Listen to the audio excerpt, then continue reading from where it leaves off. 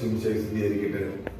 ഈശോയിൽ പ്രിയ സഹോദരി സഹോദരന്മാരെ, നാം ഒരു ക്രിസ്മസ് കൂടി, ഈശോയുടെ ഒരു തിരുപ്പിറവി കൂടി ആഘോഷിക്കാൻ വേണ്ടി ഒരുങ്ങുന്ന ഈ വേളയിൽ നാം പുൽക്കൂടുകൾ നിർമ്മിച്ച് ഉണ്ണീശോയുടെ വരവിനായി കാത്തിരിക്കുന്ന ഈ വേളയിൽ നമുക്ക് നമ്മളിലേക്ക് തന്നെ ഒന്ന് ഇറങ്ങിച്ചെല്ലാം.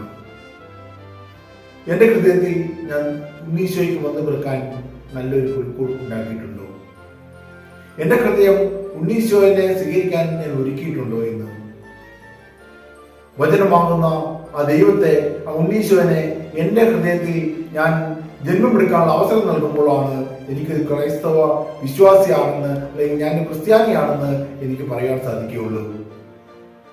സ്നേഹമുള്ളവരെ, വിശുദ്ധ യോഹന്നാൻ ശ്ലീഹായുടെ സുവിശേഷം 1-ാം അധ്യായം 1-ാം വാക്യത്തിൽ ദൈവപ്രകാരം നമ്മെ പഠിപ്പിക്കുന്നു, ആദിയിൽ വചനമുണ്ടായിരുന്നു, വചനം ദൈവത്തോടു കൂടിയായിരുന്നു, വചനം ദൈവമായിരുന്നു എന്ന്.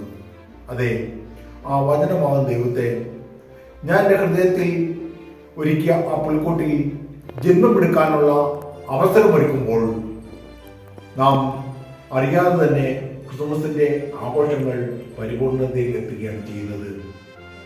1000 പുൽക്കൂടുകളിൽ ഉണ്ണീശോ ജന്മമെടുത്താലും എന്റെ ഹൃദയത്തിൽ ഞാൻ ഒരുക്കിയിരിക്കുന്ന മുൻകൂട്ടിൽ ഉണ്ണീശോ ജന്മമെടുക്കുന്നില്ലെങ്കിൽ, യേശു വചനമായി എന്റെ ഹൃദയത്തിൽ വന്ന് വസിക്കുന്നില്ലെങ്കിൽ, വാഴുന്നില്ലെങ്കിൽ, ജന്മമെടുക്കുന്നില്ലെങ്കിൽ എന്റെ ആഘോഷങ്ങൾ വെറും വ്യർത്ഥമാണെന്ന് നാം തിരിച്ചറിയണം. സ്നേഹമുള്ളവരെ, വിശുദ്ധ യോഹന്നാൻ ശ്ലീഹായുടെ 1-ാം ലേഖനം 4-ാം അധ്യായത്തിൽ ഇപ്രകാരം പറഞ്ഞു വെക്കുന്നു, ദൈവം സ്നേഹമാകുന്നു എന്ന്. കാണപ്പെടുന്ന തന്റെ സഹോദരനെ സ്നേഹിക്കാത്തവന് കാണപ്പെടാത്ത ദൈവത്തെ സ്നേഹിക്കാൻ സാധിക്കുകയില്ല എന്ന് വിശുദ്ധ പൗലോസ് ശ്ലീഹ നമ്മെ പഠിപ്പിക്കുന്നു.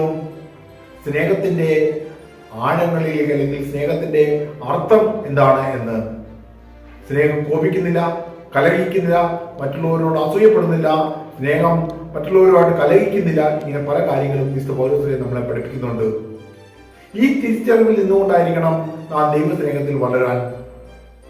സ്നേഹത്തിന്റെ ആഴങ്ങളിലേക്ക് കടന്നു ചെന്നുകൊണ്ട്, മറ്റുള്ളവരെ ശുശ്രൂഷ മനോഭാവത്തോടു കൂടി ശുശ്രൂഷിച്ചുകൊണ്ട്, മറ്റുള്ളവരിൽ ദൈവത്തിന്റെ മുഖം ദർശിച്ചുകൊണ്ട് എനിക്ക് അവന് ദൈവത്തെ നൽകുവാൻ സാധിച്ചെങ്കിൽ, അല്ലെങ്കിൽ എനിക്ക് അവനെ ദൈവത്തെ പോലെ സ്നേഹിക്കാൻ സാധിച്ചെങ്കിൽ മാത്രമേ എന്റെ ക്രിസ്മസ് ആഘോഷങ്ങൾ ഫലം പണിയുകയുള്ളൂ, അല്ലെങ്കിൽ ഫലദായകമാവുകയുള്ളൂ.